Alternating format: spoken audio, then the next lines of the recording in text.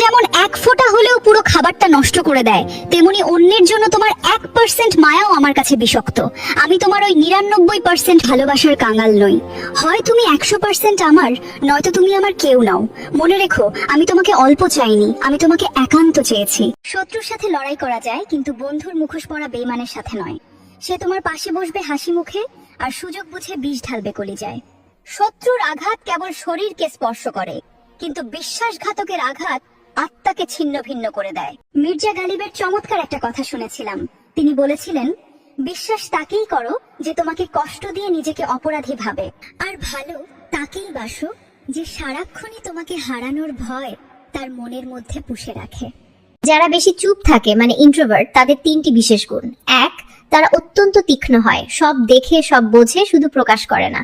দুই, তারা একা থাকতে ভালোবাসে, ভিড়ের মাঝে থেকেও নিজের জগতে বাঁচে। তিন, তারা বেইমানি সহ্য করতে পারে না।